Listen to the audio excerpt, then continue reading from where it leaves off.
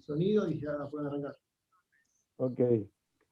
Como les acaba de anunciar la speaker en inglés, grabaremos grabaremos la actividad, cosa de que las compañeras y compañeros que no puedan por distintos motivos nos han pedido que por favor dejemos algún registro para poder acceder después. Lo veo también al amigo Lamberti. Gastón, ¿cómo anda, estimado? Tanto tiempo. Qué gusto verte, Luis Lazaro, qué gusto verte, Larisa Quejal, mi profesora de Introducción a la Comunicación. De ambos guardo el mejor de los recuerdos y una cursada excelente ambas materias. Bueno, muchas gracias. Nos alegramos.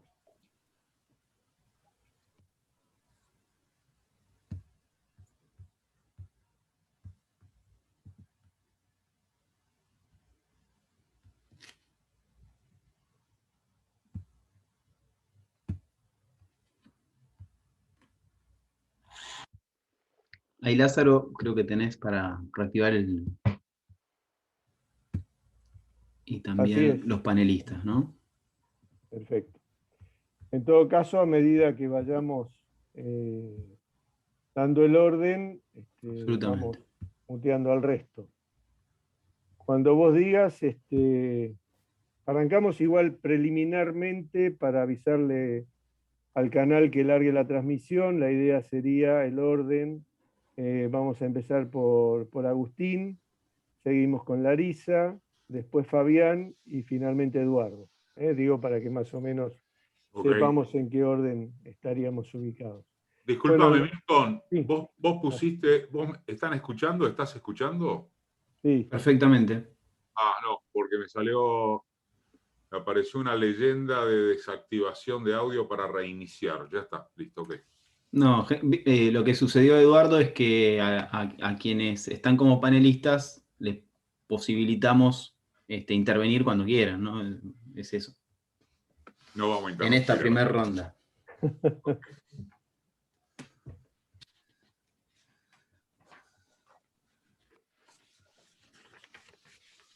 Bueno, largamos entonces.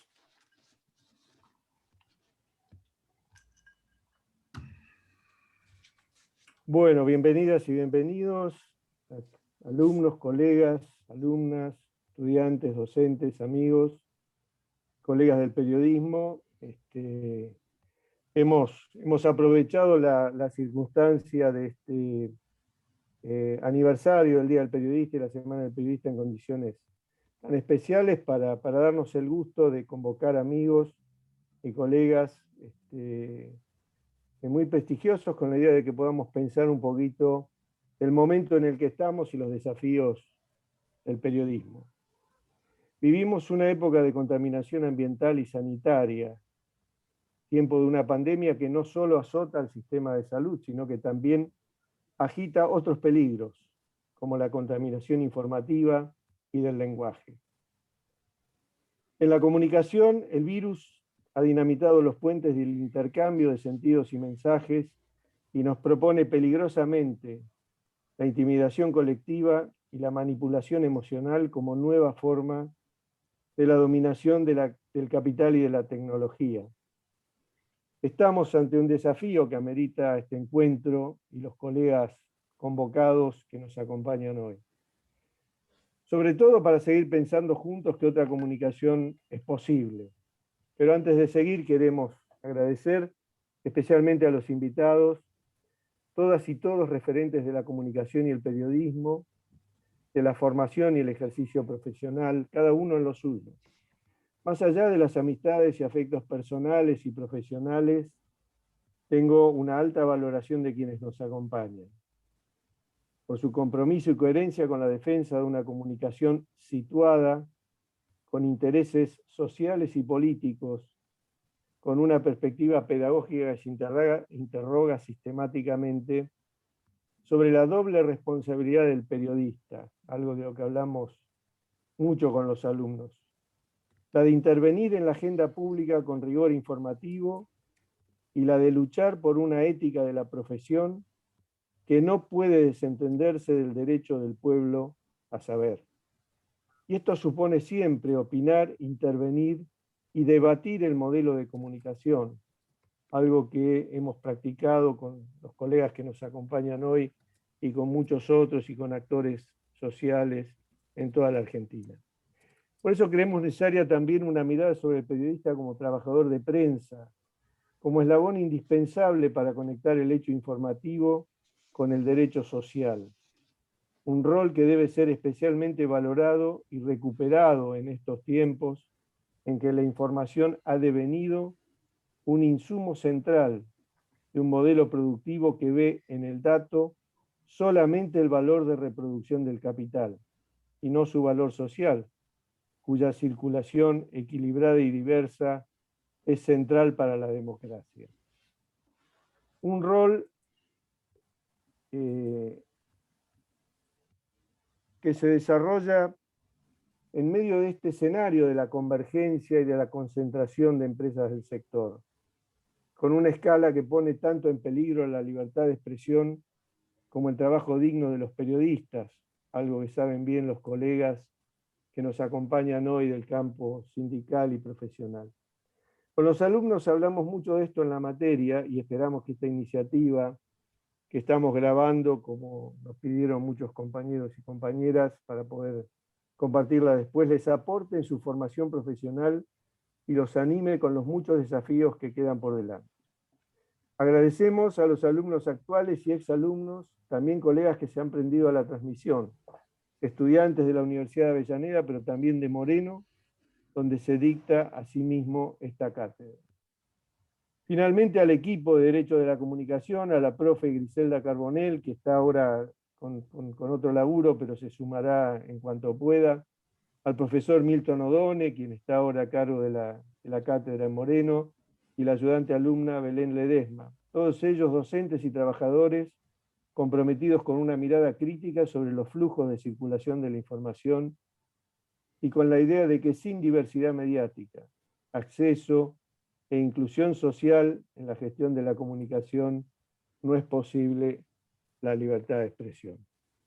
Milton, te dejo el control del comando. Ya los mencionaste, buenas tardes a todos, a todas, pero agradecerles nuevamente porque esta actividad está siendo transmitida gracias a los compañeros y amigos de la Unión de Comunicadores Audiovisuales de La Matanza, de Ucaya, que es una organización que articula, ¿no?, con diversos recursos de la radio, la gráfica, el streaming, tienen un trabajo muy interesante en las escuelas, ¿no?, en el territorio, y sirve también para enlazar medios populares en toda la zona oeste de Gran Buenos Aires, en particular a Guille Saucedo, que está ahí en los controles, que está también hoy a cargo de la transmisión de este conversatorio, ¿no? Y también saludamos a todos los que nos están viendo por YouTube, gracias a Ucaya, se puede observar esta actividad por YouTube. Y a todos los presentes, a todas las presentes, agradecerles. La actividad de hoy, básicamente, los desafíos del periodismo en la sociedad de la información, ¿no? Utilizamos un poco la excusa como una convocatoria posible, ¿no? La excusa de festejar, de celebrar el Día del Periodista, el Día de la Periodista. Pero bueno, tenemos panelistas de lujos, la idea es presentarlos y presentarlas, ¿no? Está con nosotros Agustín Lecci, está con nosotros también Larisa Queijo, Fabián Cardoso, Eduardo Aliberti, además de el profesor Lázaro. Primeramente voy a presentar a Agustín Lecci, si les parece bien, que va a ser el primer panelista. Estudió Historia en la UBA y Periodismo en la Universidad de las Madres. Trabaja en la televisión pública hace 14 años, particularmente en archivos y producción de informes. Hace 8 meses, es aproximadamente 8 meses, ¿no?, delegado gremial. Desde que se fundó CIPREVA es secretario de organización y además hincha de Temperley. ¿Es así, Agustín? Es así, salvo hace 8 años que soy delegado, así que, pero sí, es así. Sobre todo lo de Temperley, todo lo demás se puede poner en duda. Muy bien, muy bien. Bueno, nada, tenés la palabra, si te parece. Voy a ir presentando de cada panelista a partir de su uso de la palabra. Bueno, muchas gracias, Luis, y a todos los compañeros y compañeras que organizan esta actividad. La verdad que para mí es un honor y bueno, me da un poco de vergüenza eso de ser parte del panel de lujo, no por el resto, sino por mí, porque honestamente admiro mucho a todos los que están en este panel. Con algunos me formé leyéndolos, como es el caso y escuchándolos, como es el caso de Eduardo. Siempre les cuento a mis compañeros y compañeras cercanos. Me formaba escuchando sus editoriales o leyéndolas los lunes en página. Bueno, y Larisa, Fabián y Luis son también referentes muy importantes en la comunicación, pero bueno, no vengo a título individual, sino a nombre del Sindicato de Prensa de Buenos Aires, a quien represento, así que me parece muy interesante que una cátedra y un espacio de estas características organice una actividad con quienes, con referentes del periodismo, con referentes del ámbito académico, de la comunicación, y también con quienes representamos sindicalmente a los trabajadores y trabajadoras de prensa en este difícil contexto, porque una cosa no está desligada de la otra ni escindida. Entonces creo que todo eso somos los que hoy hacemos los medios, los que hoy, para bien y para mal, los que los padecemos también desde adentro a veces, y los que disfrutamos también este trabajo que a nosotros nos gusta y nos sigue apasionando. Yo creo, me da un poco de pudor arrancar, pero bueno, tiro algunas cuestiones, voy a tratar de no extenderme mucho.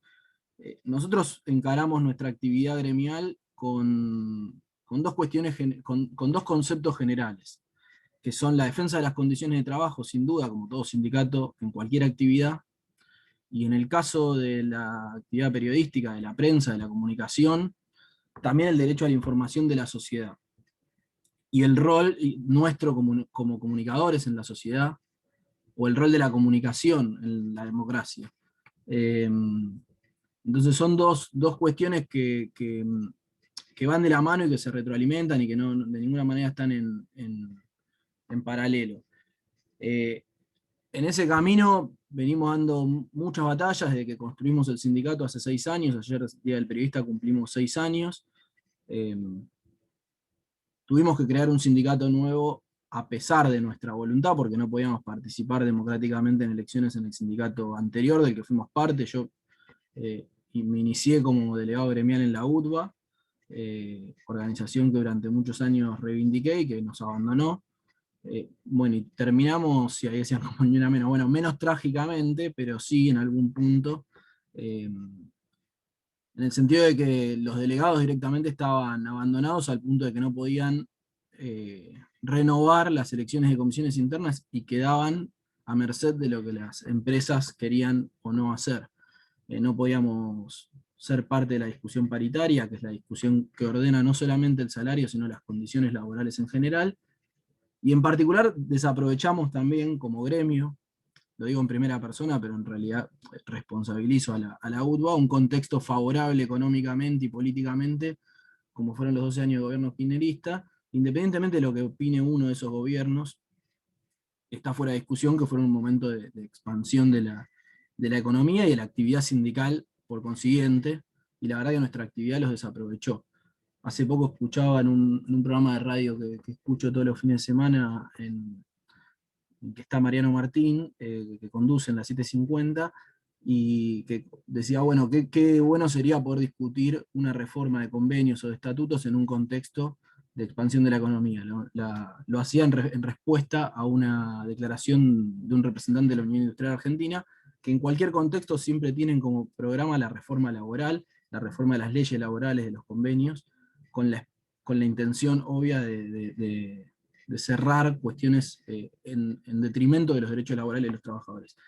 Bueno, nosotros nos amparamos, y yo lo reivindico, en un estatuto del periodista que se promulgó en 1946 en el gobierno de Perón, en realidad unos meses antes de que Perón asuma la presidencia, pero en el 46 se hizo ley, que sigue estando vigente, y en convenios de 1975. Digo esto muy rápidamente para el que no está al tanto, son convenios que nosotros reivindicamos y que la verdad que expresan un piso alto de derechos laborales para los trabajadores y trabajadoras de prensa, pero que al mismo tiempo un argumento permanente de las empresas, que es, insisto, con el objetivo de erosionar nuestros derechos laborales y atacar nuestros derechos laborales, plantean como una chicana lo lejanos que están a la actualidad de nuestra actividad. Y nosotros internamente, y esto con Luis lo discutimos mucho, con los abogados del sindicato y con en general delegados y delegadas de distintas empresas también, ahí había Vicky que fue delegada en Telam, un conflicto que para nosotros fue uno de los más importantes en la historia del gremio. Nosotros queremos discutir, por ejemplo, la reformulación de nuestros convenios, pero justamente para regular las nuevas tareas, las nuevas funciones que hay en el contexto actual en el que nos encontramos. Lo cierto es que lejos de poder discutir eso con las cámaras, con las empresas, entre los compañeros y compañeras, para que nuestras leyes laborales tengan una vigencia más acorde a los tiempos que corren, lo que tuvimos que discutir desde que fundamos el CIPREVA fue básicamente puesto de trabajo y salario. Y eso es un problema porque uno tiende a ponerlo a la defensiva y no puede discutir el otro gran eje, que es el eje de la comunicación. Y si nosotros no podemos explicar y no podemos defender nuestro rol como comunicadores y el rol de la comunicación en pos de democratizar, de aportar a la democratización de la sociedad, valga la redundancia, difícilmente vamos a poder defender nuestros derechos laborales. Si nosotros no podemos explicar para qué estamos en la sociedad, si no podemos mostrar la importancia que tiene la actividad que desarrollamos todos los días, nuestra defensa va a ser una defensa exclusivamente corporativa. Lo que no estaría mal, pero sería rengo. Entonces, bueno, decía, desde hace 6 años se fundó el CIPREVA, durante el macrismo atravesamos uno de los peores momentos, el peor momento sin duda de la vuelta a la democracia de las comunicaciones. Tuvimos 4.500 despidos, perdimos aproximadamente el 41% a nivel general del salario en todo el país.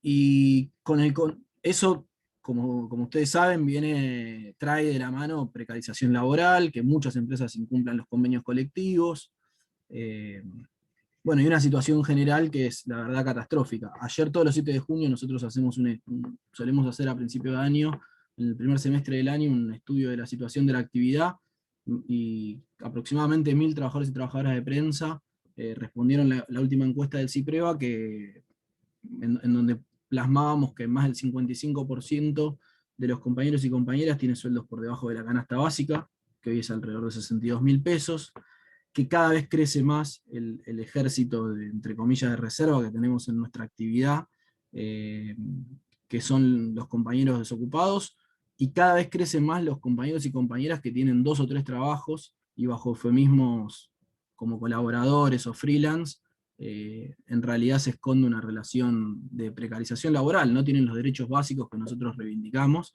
como puede ser un aguinaldo, vacaciones y demás. Esta situación, obviamente, con la pandemia y en la actual situación política, no solo se modificó, sino que tendió a consolidarse. Nosotros perdimos, creo yo, una oportunidad el año pasado cuando el Estado aportó a las empresas de medios casi completamente todo lo que invertían por mes, porque entre Pauta y ATPs, que era el programa de asistencia al trabajo y la producción que impulsó el gobierno nacional, prácticamente el gobierno financiaba en su totalidad muchos de los medios en los cuales trabajamos, y sin embargo había medios que incumplían las leyes laborales, que incumplían los convenios colectivos. Nosotros le hemos planteado tanto al Ministerio de Trabajo de Nación como a la Secretaría de Medios la necesidad de armar un espacio tripartito para que entre el sindicato, el Estado y las empresas podamos regular la actividad periodística con el poder que implicaba para el gobierno y para el Estado estar financiando casi en su totalidad los medios. Bueno, y eso no fue posible.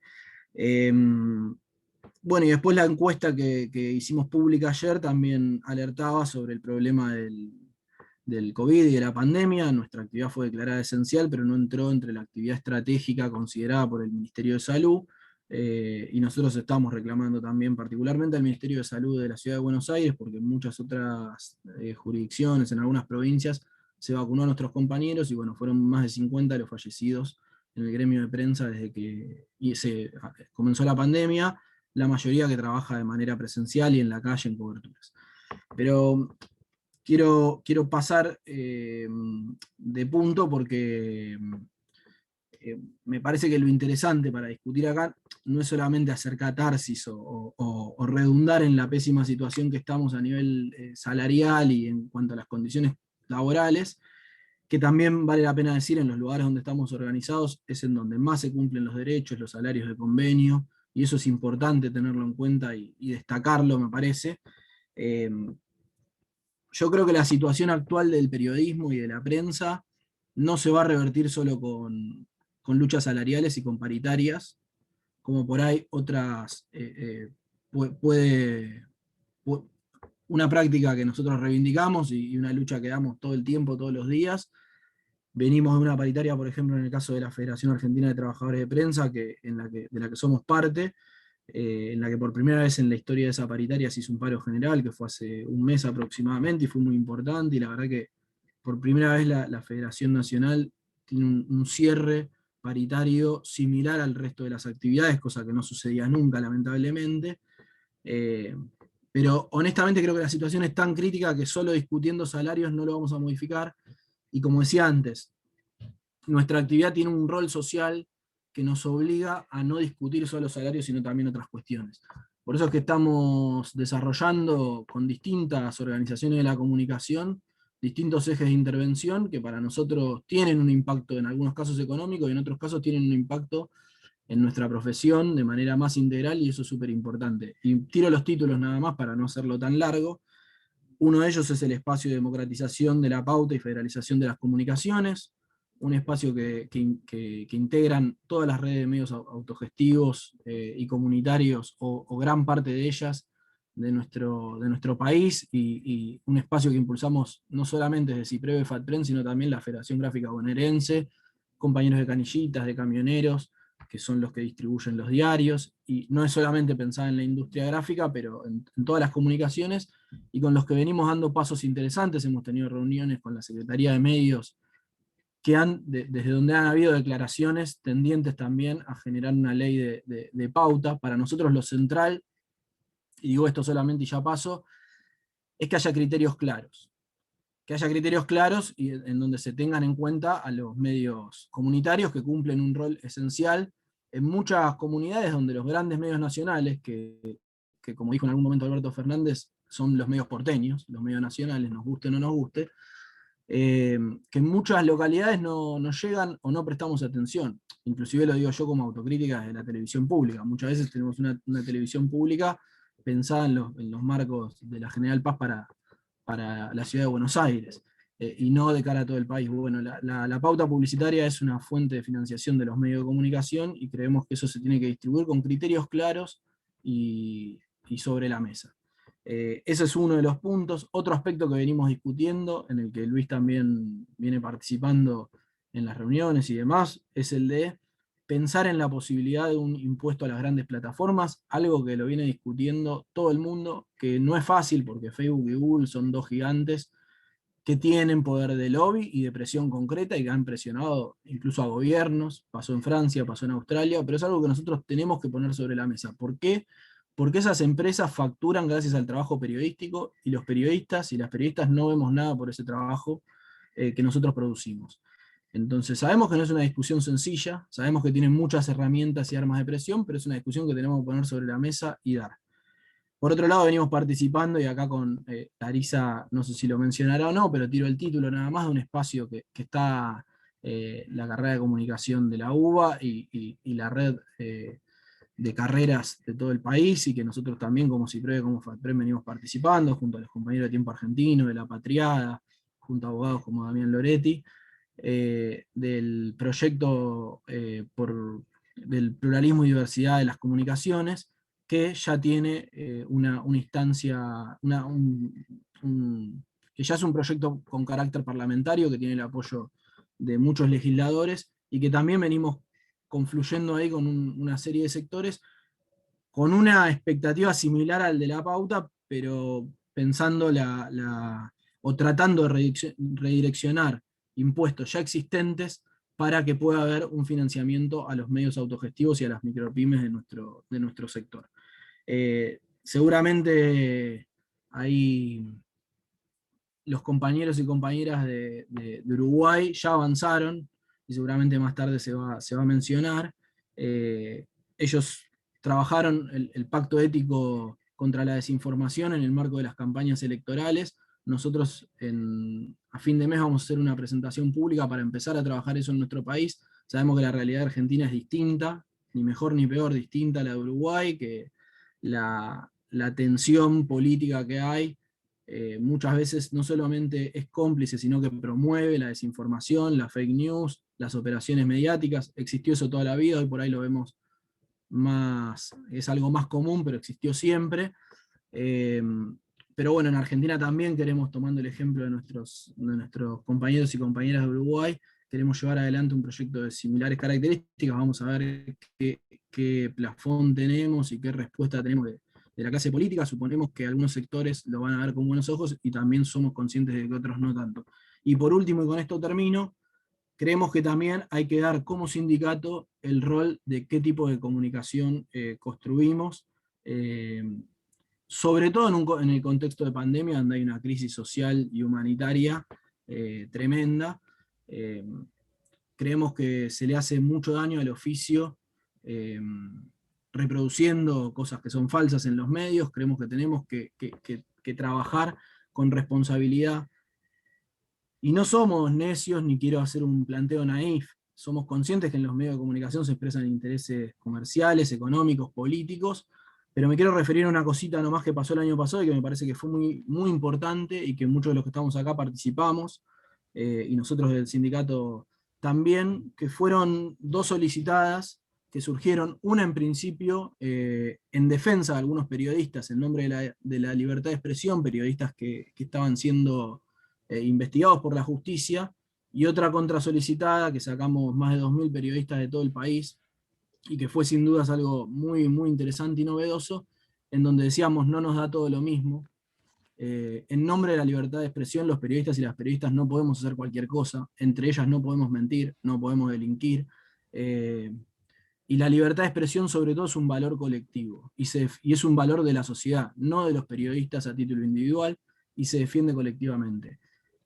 Traté de pasar revista de todos estos temas porque me parece que están íntimamente relacionados y porque me parece que un sindicato que no discute las comunicaciones, que no discute el periodismo que producimos, no puede tampoco defender sus salarios, no puede tampoco defenderse del avance en la precarización laboral, que lamentablemente sucede en prácticamente todos los medios en nuestro país, y no puede tampoco defender sus convenios, sus estatutos. Esas son nuestras líneas de acción en este momento, así que bueno, les agradecemos un montón el espacio y espero no haber sido ni reiterativo ni extenso.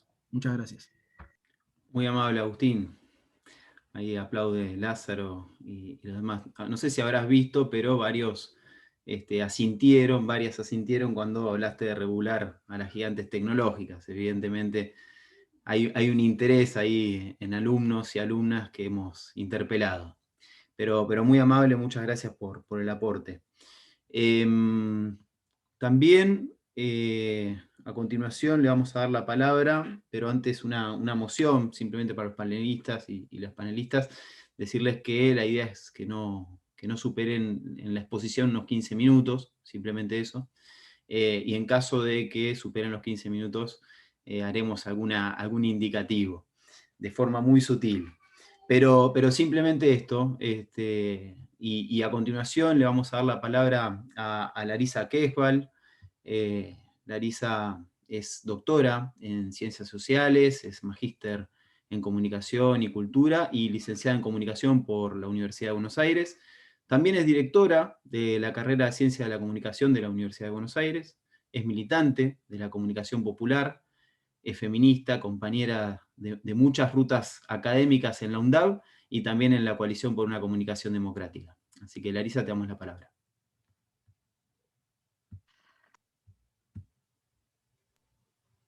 Y también docente e investigadora de la UNDAV, quiero decir, que me enorgullece y que me emociona un poco porque veo aquí a tantas exalumnas, exalumnos, no los voy a nombrar a todos porque algunos me voy a olvidar y no está bien, a colegas como Laura, como Hernán, así que un poco emocionada, digamos, es casi para mí como volver a recorrer los pasillos de la UNDAV, cosa que se extraña y hace tanto tiempo que no podemos hacer.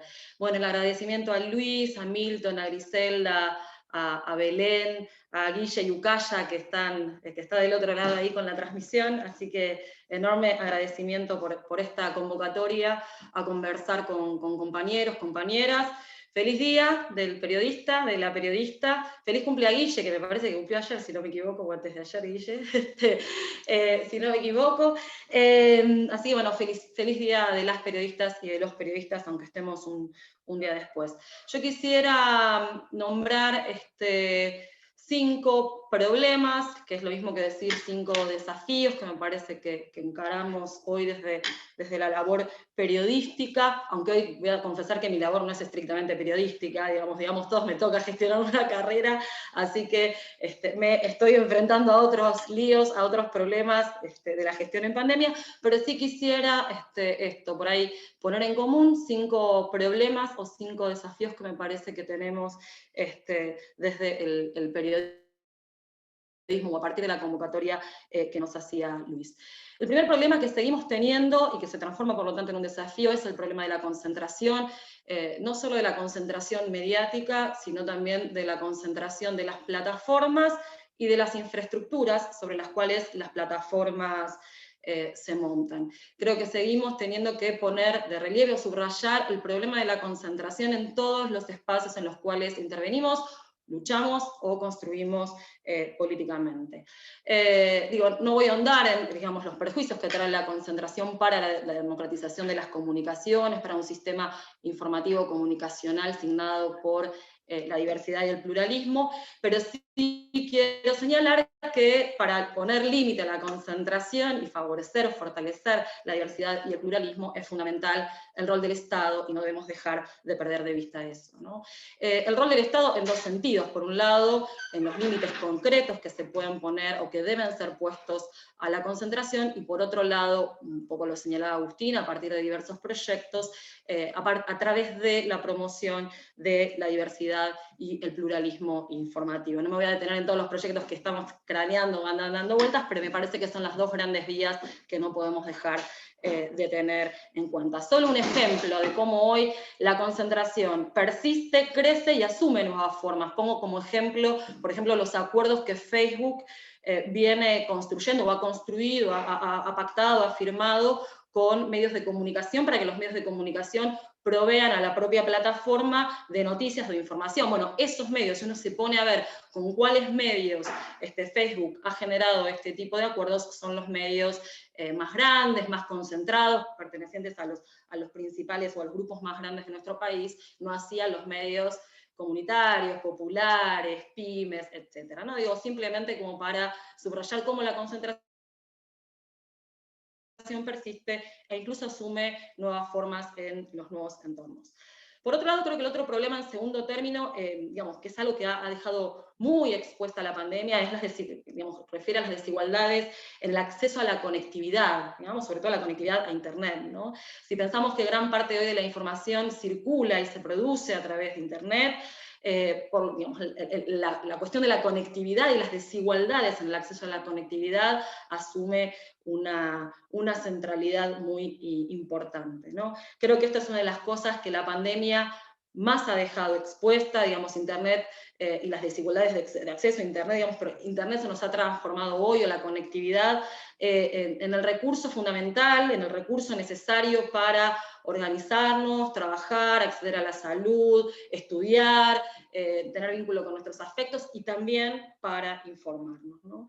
En tercer lugar, quisiera mencionar algo que yo en general en mis intervenciones no lo solía mencionar, pero es algo que pues siempre nos centramos más en los medios comunitarios, populares, en las políticas de comunicación, en los problemas de la concentración y demás, pero es algo que a muchas y muchos nos viene preocupando crecientemente, que lo voy a poner en términos de la erosión del debate público o la erosión de la deliberación en el espacio público, espacio fundamental para el ejercicio democrático, ¿no? Una podría pensar que la pandemia nos ha dejado mucho lazo roto, mucho daño, ¿no? En esto de estar aislados, de no poder abrazar, de no poder construir políticamente junto a otros, digamos, o en espacios más comunitarios, ¿no? La dificultad para encontrarnos. Bueno, creo que también está muy roto y muy dañado el espacio público como espacio de lo común, como espacio de deliberación, como espacio de debate,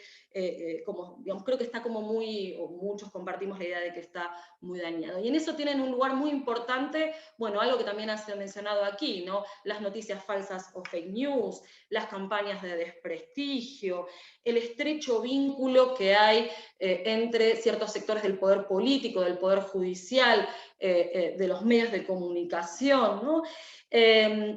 De algún modo, cuando asistimos a esta erosión del debate público, de la deliberación pública o política, también a lo que asistimos es como un corrimiento de los límites de lo decible, ¿no? Pueden ser dichas cosas que antes no era tan fácil decir, ¿no? No solo los discursos negacionistas, sino que a mí se me viene incluso a la mente, digamos, yo voy a poner 2 ejemplos, uno de ellos, bueno, por supuesto, es la información o desinformación en torno a las vacunas, ¿no? Digamos, lo tenemos ahí, digamos, cómo algunos periodistas hacen, digamos, lobby o campañas por determinados laboratorios, o cómo ha habido mucha desinformación respecto de las vacunas y los planes de vacunación, o el plan de vacunación, sobre un tema absolutamente sensible para una sociedad, para una comunidad como es atravesar una pandemia.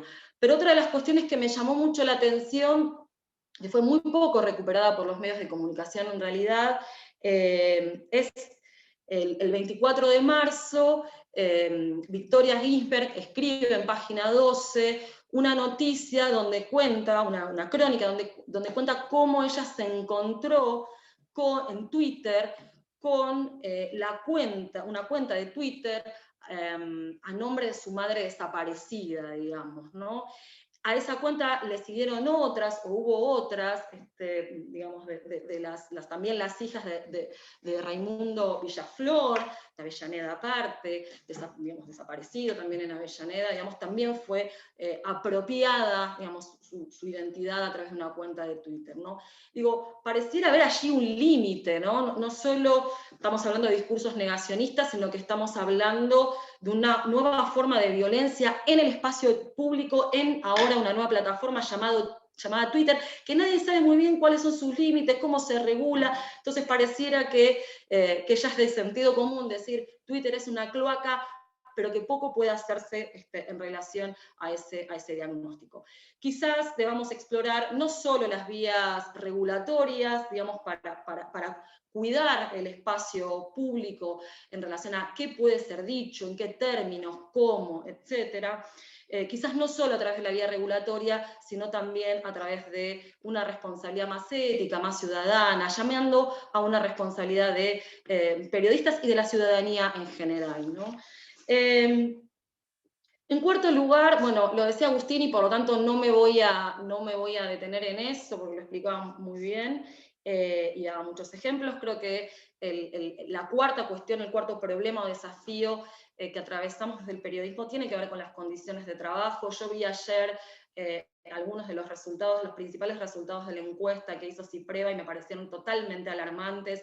Este dato de que el 55% de los periodistas y las periodistas cobran salario que están por debajo de la canasta básica me parece un dato totalmente alarmante, lo cual me parece que llama a las y los periodistas a fortalecer las formas de organización gremial en defensa de sus propias condiciones de trabajo como algo, me parece, urgente.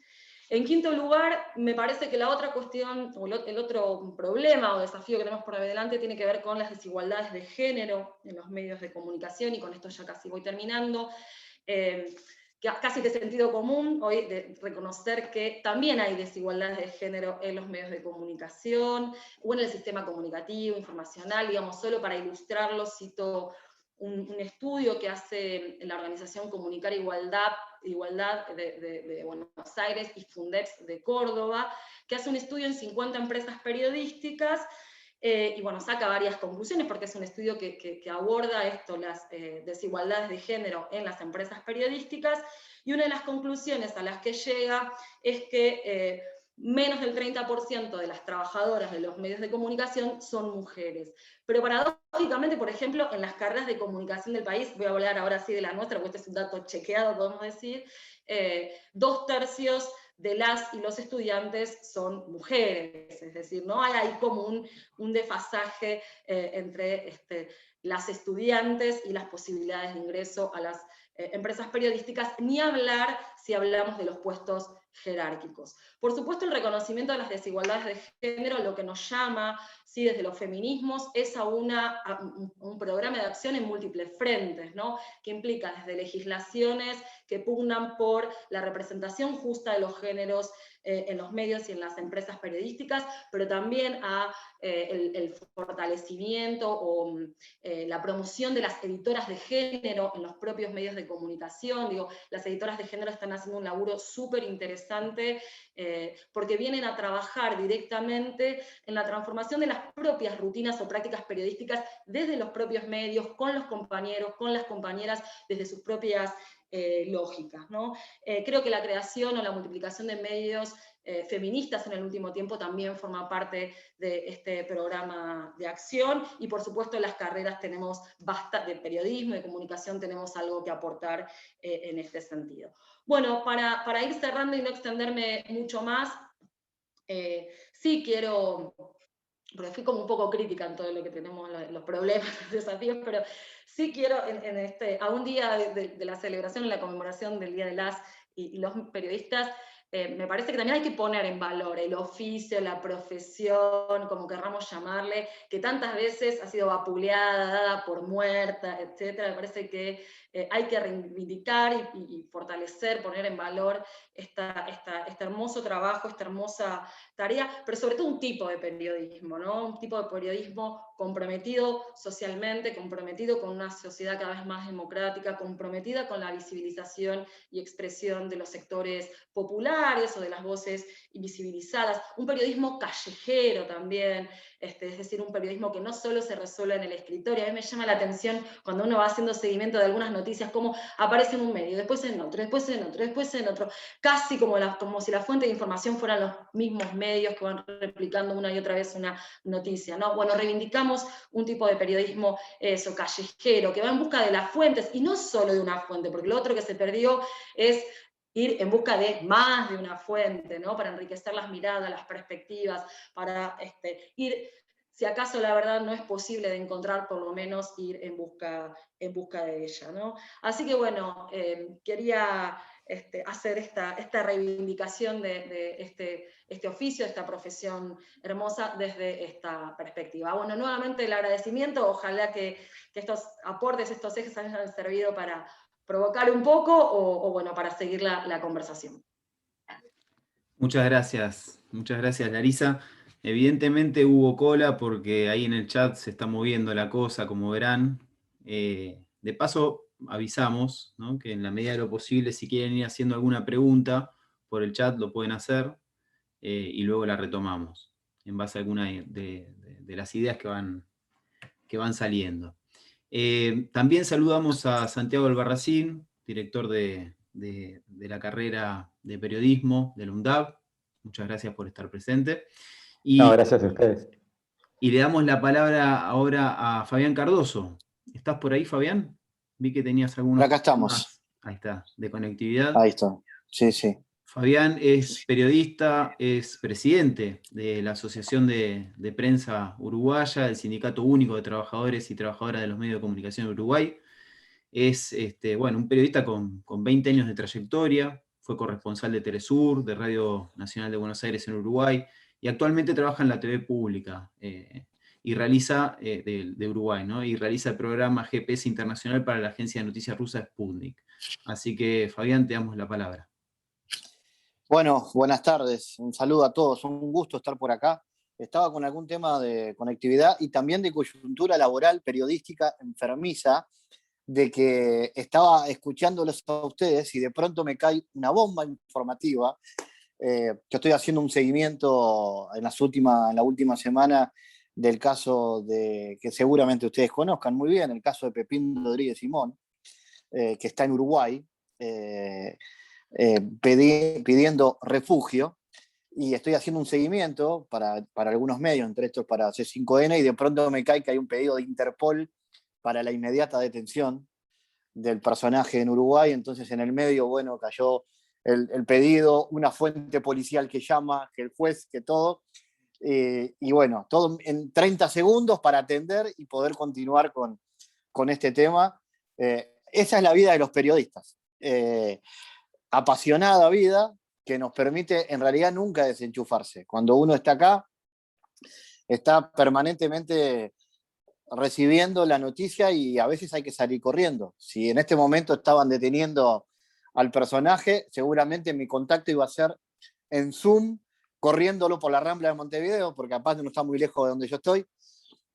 Bueno, parece que no va a ser inminente esa situación. Entonces, los desafíos y lo bueno que tiene esto, porque la tecnología, que es uno de los temas que estamos acá conversando, tiene que ver con que en realidad uno puede estar en vivo en cualquier lugar porque uno es un medio de comunicación. Con su celular, en las redes sociales, uno es un medio de comunicación con la responsabilidad que eso tiene y lo bueno de utilizar la tecnología. Yo puedo reportar para la cadena de noticias que me pide la primicia de esta información, concretamente con mi celular, con una app específicamente prevista para un canal de televisión, y reportar al instante sin necesidad de grandes camiones ni de grandes cámaras, y estar en el momento preciso, sin lo que implica hasta hace algunos años. Yo, como ustedes contaban, hace 20 que arranqué, hace 15 en la tele más o menos, y antes había que ir con una cámara grande, con un móvil satelital, ver dónde pegaba la antena parabólica, pegarle al satélite y de ahí emitir en vivo. Hoy la tecnología nos pasó por arriba con las cosas malas que tienen, porque se llevó puesta algunas fuentes de trabajo, pero nos aportó a los que podemos resistir muchas posibilidades de estar permanentemente en tiempo real informándole al mundo. Por lo tanto, tecnología, cosa buena y cosa mala. En estos últimos tiempos, como pasa en Argentina, en Uruguay hemos tenido muchas afectaciones a los puestos de trabajo. Contamos en nuestra organización desde el año pasado, cuando comenzó la pandemia, hace un año y un poco más, un año y 2 meses, desde ahí hasta ahora, en Uruguay hay 600 fuentes de trabajo afectadas en general. Muchos compañeros pudieron volver porque fueron lo que aquí se llaman seguro de paro parcial. O sea, las empresas apostaron a mandar a la gente a ese seguro de paro flexible que duró en el peor momento de la pandemia el año pasado 2 o 3 meses, fueron rotatorios, algunos no volvieron, y eso es una gran pérdida, porque la situación de crisis es jodida, pasa mucho en la prensa escrita, por eso nosotros también estimulamos, por ejemplo, que las suscripciones son un eficaz mecanismo, que la plata le va a las empresas, pero si logramos que esa plata vaya a los bolsillos de los trabajadores y que por lo menos se pare la sangría de pérdidas de fuentes de trabajo, entendemos que cuestiones como las suscripciones a los medios digitales son un mecanismo eficaz para detener esta situación. Nosotros en la pandemia, 500 fuentes de trabajo afectadas, perdimos mucho, perdimos un diario en Uruguay que dejó de ser diario para pasar a ser un portal, porque no resistió seguir saliendo en papel. Perdimos una FM periodística que pasó únicamente a pasar música porque el dueño de la radio no le cerraron los números, entonces se sacó 20 periodistas de arriba y pasó a tener una programación musical programada por una computadora, y ahí la radio sigue, las autoridades nada le cuestionan, porque la radio sigue emitiendo al aire, pero perdimos 20 periodistas de una pasada. Esas son las cuestiones también que ponen en esa permanente contradicción sobre las cosas buenas de la tecnología y los efectos que no podemos controlar. Por ejemplo, los de la pandemia y la afectación en nuestras fuentes de trabajo. En Uruguay casi 200.000 fuentes de trabajo fueron afectadas. A nosotros nos duelen mucho nuestros 600, que son un poquito así, pero nos duelen muchísimo nuestras 600 fuentes de trabajo que siguen ahí. Por eso quería mostrarles una foto que yo sé que no es muy distinta a lo que planteaba Agustín y los compañeros del CIPREVA y del FAPREN, de lo que está pasando en Uruguay también. Acá todo es mucho más chico, pero los fenómenos muchas veces llegan un poco tarde, pero llegan. Las crisis también llegan un poco tarde, pero llegan, y acá nos está pegando también bastante la situación de pérdidas de fuentes de trabajo. Tenemos otros desafíos, otras cuestiones con el Uruguay. Acá está empezando a llegar también el debate sobre la libertad de expresión y sobre la polarización.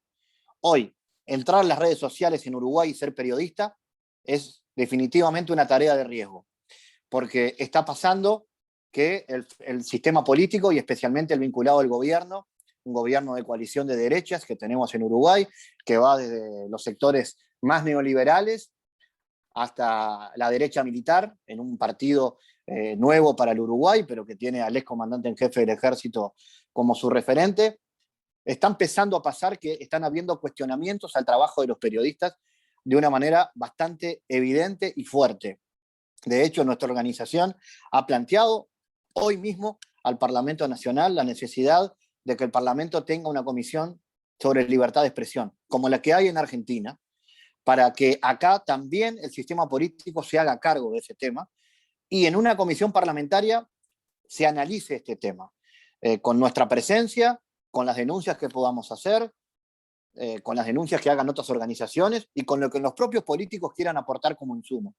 Pero hay que debatir sobre la libertad de expresión porque estamos en un estatus en el cual en el Uruguay tan conservador y pacato no estábamos acostumbrados a que desde el sistema político exista una permanente confrontación, a veces de ida y vuelta y muchas veces solo de ida, desde el poder político hacia los periodistas. Y el tercer tema que quiero plantear, que sé que hay un interés particular, agradezco y saludo el interés que los compañeros del CIPREVA, compañeros queridos que ya hace un tiempo nos hemos conocido en Buenos Aires, hemos interactuado ya varias veces tienen sobre el fenómeno de la desinformación y las fake news. Y les adelanto que estamos absolutamente a la orden para colaborar, para acompañarlos en el proceso, en ese pacto ético que en Uruguay funcionó, producto de la cultura política uruguaya, pero que nos encantaría que Argentina pueda replicar. Acá en abril del 2019 hicimos un gran llamado en 3 líneas. A los políticos les propusimos un pacto ético contra la desinformación. Les dijimos que la mentira y la desinformación no era una herramienta para la campaña electoral, que no había que usarla, y les pedimos que se comprometan firmando con nuestra mirada adelante de la población, en el propio Palacio Legislativo, un pacto donde todos los partidos firmaron sobre no utilizar la mentira y la desinformación como herramienta en la campaña electoral. Nosotros mismos, los periodistas, hicimos otro pacto, que es entender el fenómeno y capacitarnos. Entonces salimos a generar una gran cantidad de talleres, decenas de talleres presenciales y virtuales en Montevideo y en el interior del país, con especialistas en el tema, fundamentalmente del exterior, que nos vinieron a explicar a los periodistas qué es la desinformación y qué herramientas hay para enfrentarla. La primera herramienta es el buen periodismo. Entonces, había que capacitar a los periodistas para entender y enfrentar ese fenómeno. Y la tercera era la verificación, que es un paso fundamental, como también hay en Argentina, como hay en Brasil, como hay en México y en muchos países del mundo. Necesitábamos que Uruguay tuviera una herramienta de verificación. Se llamó verificado.uy y funcionó en la campaña electoral. Luego no pudimos seguirla porque nos quedamos sin fondos, pero formamos parte de un colectivo muy amplio de organizaciones, desde la universidad hasta el sindicato de trabajadores, donde impulsamos ese mecanismo de verificación. El pacto ético fue un éxito, porque más allá de que es difícil lograr que los políticos no mientan, logramos que pensaran 2 veces antes de utilizar las fake news como una herramienta. Y de hecho hasta se llegó a judicializar. Un partido denunció en la interna y llevó a la justicia con el pacto ético adelante que se había hecho una campaña de desinformación y que esa no era la herramienta. Y luego lo ratificamos, funcionó en la interna de junio en las nacionales de octubre y en la segunda vuelta de noviembre, y luego volvimos a llamar a los partidos para las municipales de mayo, y otra vez vinieron todos los presidentes de los partidos y los candidatos a nuestra sede y ratificaron el pacto ético contra la desinformación. Era la primera vez que una propuesta de este tipo salía de un sindicato de trabajadores. Logramos el apoyo de muchas organizaciones internacionales y para nosotros será un honor que el Sindicato de Prensa de Buenos Aires, el CIPREVA y FATPREN, todos los colegas de Argentina puedan intentar replicar esta posibilidad, y como les hemos dicho ya en privado y ahora en público, estamos a la orden para acompañarlos en ese proceso y lograr también en esa Argentina tan polarizada, que hoy no se difiere mucho al Uruguay polarizado, se pueda lograr una situación como esta y tengamos mejor periodismo y menos desinformación. Por ahí va mi aporte, mi saludo, agradeciendo a todos por esto, dispuesto a responder las preguntas que tengan, y como siempre a la orden. Un abrazo a la distancia, me hubiera encantado estar por allá, pero lamentablemente la pandemia nos hace que nos contactemos y nos abracemos a través de las pantallas. Gracias. Muchas gracias, Fabián, muy amable. Ahí te dicen arriba la celeste. Y podemos redoblar, Lázaro, ¿no? La idea de hacer este mismo encuentro de forma presencial en breve, ¿no? Cuando termine un poco esto. Vamos a alguien que no necesita mucha presentación, que es Eduardo Aliberti, que es locutor, periodista y profesor de la UBA. Tiene una larguísima trayectoria radial en incontables emisoras y programas. También es recordado un inolvidable creador de Cine Anestesia, que marcó toda una época en la radio. Es conductor de Marca de Radio, ¿no? Todos los sábados ahí firmes escuchándolo. Es columnista de Página 12, rector de Éter, y un verdadero animal de radio. Eso lo decimos un poco nosotros haciéndonos cargo. Pero celebramos muchísimo su presencia en este espacio desde la cátedra. Eduardo, te damos la palabra. Eduardo, disculpa, tenés que activar el sonido. ¿Ahí escuchan? Perfecto. Bueno, gracias por la convocatoria, Luis, a la UNDAV. Por alguna razón en particular que voy a mencionar después, me resulta, y creo que resulta, más allá de lo personal, necesarísimo esto que estamos haciendo. Pido disculpas, lo conversábamos antes de que entraran los integrantes del panel, no del panel, de la actividad, por los factores lumínicos. Voy a corregir la iluminación del lugar en que me hallo, cosa que ahora no puedo resolver. El problema de hablar último, además de condensar el tiempo, que es para todos, es que ya todos dijeron demasiado. Pero también tiene la ventaja de poder apoyarse en ciertos conceptos que me parecieron centrales y que por supuesto que van a confluir en lo que uno tiene pensado decir, tanto en el caso de Agustín como en el de Larisa y como en el de Fabián. Hay algunos ejes que en algún momento voy a retomar. Por caso, si no los retomo explícitamente, van a quedar incluidos per se, como esto a lo que aludía a Larisa, en términos de poner en valor la profesión y salir del periodismo de escritorio.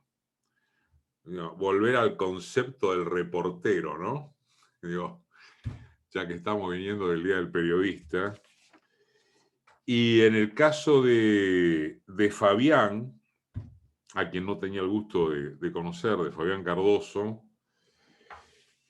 la verdad es que su cierre me calzó para lo que había preparado para esta noche o tarde-noche, a propósito del pacto ético contra la desinformación y la mención que hizo a algo que sí voy a retomar con seguridad explícitamente, que es esa, lo anoté así, ¿no? Si no me equivoco, Fabián, la plaga de talleres que desplegaron a lo largo del Uruguay para capacitar periodistas en torno de los mecanismos de desinformación, de la contradesinformación, para ser más rigurosos, y en definitiva de la capacitación profesional.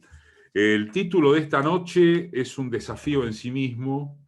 Estas actividades yo creo que sirven para saber, en el mejor de los casos, concentrar disparadores, ¿no? Más que para desarrollos. A veces son mucho mejor los disparadores que los desarrollos. Pero decía que el propio título de esta noche, Los desafíos del periodismo en la sociedad de la información, es un desafío per se, porque de la información, ¿de cuál? ¿De cuál información? ¿Que está pautada de qué manera?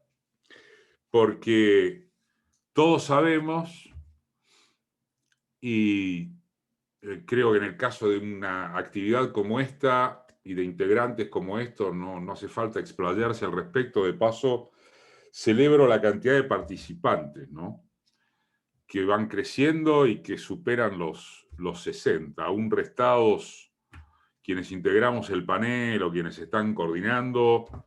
Es una bocha de gente. Pero digo, no hace falta, me parece, explayarse en que en tanto la información como parte que constituye la noticia, o como la suma de las partes que constituyen la noticia, esa información viene predeterminada por los intereses corporativos de los medios en cualesquiera de sus formas, convencionales y digitales. Por allí Fabián Cardoso aludía a las ventajas y las desventajas de la tecnología, y efectivamente Ramonet, hablando de las buenas noticias de la tecnología, dice algo que me parece que puede generar nuestro acuerdo, que es que la revolución tecnológica ha horizontalizado el acceso a la información. Esto podría discutirse un tanto a propósito de cómo está generada la información que aún por los medios digitales no llega. Por allí se habló, lo citó Luis, y me parece que también Larisa, de la necesidad de regular a los tanques del mundo de la convergencia, del mundo digital. Pero seguro que sí podemos coincidir en que horizontaliza, democratiza el acceso a la producción comunicacional. Cardoso hablaba de uno es un medio de comunicación a partir del smartphone o del celu. Efectivamente es un medio, lo cual no quiere decir que sea un profesional. De eso también después podríamos hablar. Pero cuando uno piensa en las características de lo multiplataformal, del podcast, de las emisoras online que están creciendo, y están creciendo de manera intensiva, en el caso de la radio, además salen 2 mangos. Cuando estamos pensando en los sitios gestionados en forma individual a través de experiencias cooperativas novedosas, evidentemente hay una buena noticia de la tecnología, que es que incluso económicamente, con muy buenas probabilidades de desarrollo, no ya dependemos, como históricamente ha ocurrido, de los grandes medios. Hoy uno puede ser su propio medio. Está bien, alguno puede hablar, no me acuerdo quién fue quien lo citó, creo que Fabián, de los que resistimos todavía. Pero uno puede ser su propio medio. De hecho, uno incorpora cuando da clases en la Facu, bueno, en mi caso también en ETEL y demás, el tema es cómo gestionar su propio medio. Y esa yo creo que es la buena noticia. La mala noticia en este esquema macro es que, por supuesto, que la lucha permanece desigual entre los nuevos experimentos y concreciones alternativas. Yo, como hipótesis, no sé si llega al rango de hipótesis. Vuelvo a usar la palabra disparador, quiero tirar el siguiente, a propósito de esto que veníamos hablando. Yo no veo que haya retorno, salvo una alteración civilizatoria que cambie las relaciones de fuerza con nuevos líderes e ideas políticas. Yo no veo que haya retorno para que la masividad informativa deje de estar en manos de las grandes corporaciones, de los grandes tanques. La verdad que la palabra tanque queda muy chica, ¿no? Tienen dimensión bíblica, entonces no sé cuál sería la palabra, en este momento no se me ocurre. Yo no veo retorno de eso. Pero por contrario sensu, lo que sí veo es que las herramientas tecnológicas de horizontalización permiten una posibilidad, repito, creciente, progresiva, de suma de pequeñas minorías de la comunicación. De pequeñas minorías e incluso de medianas minorías. Con nichos de especialización temática. Medios más chicos segmentados temáticamente. Y esto está avanzando aquí y está avanzando en el mundo. Canales, señales, portales, dispositivos en general con los cuales atravesar el muro de eso que llamábamos la masividad corporativa. Es decir, David contra Goliat, pero en condiciones relativamente más parejas. Las emisoras online, los sitios, hay muchas e interesantes nuevas propuestas de portales digitales, de diarios incluso digitales. Para mi gusto, últimamente, muy superiores a todo lo convencional que circula. Y esto es el producto de la creatividad de la mano de la buena noticia tecnológica. Ahora bien, ¿cuál es el eje que atraviesa a todo este campo, a toda crítica, a todo aspecto propositivo que podamos hacer sobre el mundo más chico, más grande de los desafíos? Bueno, acá vuelvo a lo que decía Larisa del poner en valor la profesión, porque la verdad que la profesión está hecha pelota por cosas que se relacionan con lo explicado por Agustín, con lo citado por Fabián, en torno de las condiciones laborales, en torno de que, voy a rescatar algo que señalaba Agustín en particular, en torno de que no podés salir sindicalmente de la discusión sobre condiciones laborales y cuánto ganás. Digo, sin perjuicio de todo esto, sin perder de vista todo esto, la profesión está hecha pelota por algo tan sencillo, y voy a ser silvestre en el cierre, si me permiten, como es que cada vez se escribe peor, se dice peor.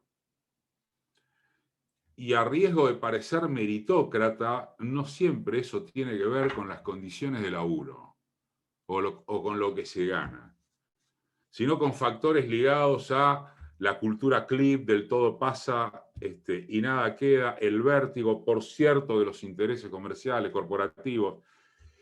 El periodista taxi, creo que Agustín mencionaba, ¿no?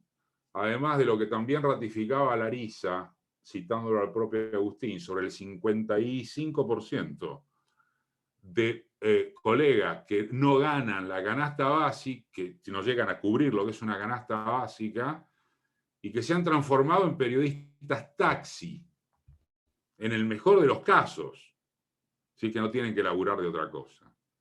Repito, sin perder de vista todo esto, alguien tiene que plantear, y estos son los ámbitos, que escribir bien, decir mejor, saber contar, seducir como se debe, no le tengamos miedo a ciertas palabras, es la clave de esta profesión. Y cada vez estamos peor en ese sentido, porque, y redondeo, este fue uno de los problemas, tantas veces lo hemos hablado con Luis, con Lázaro, en público y en privado.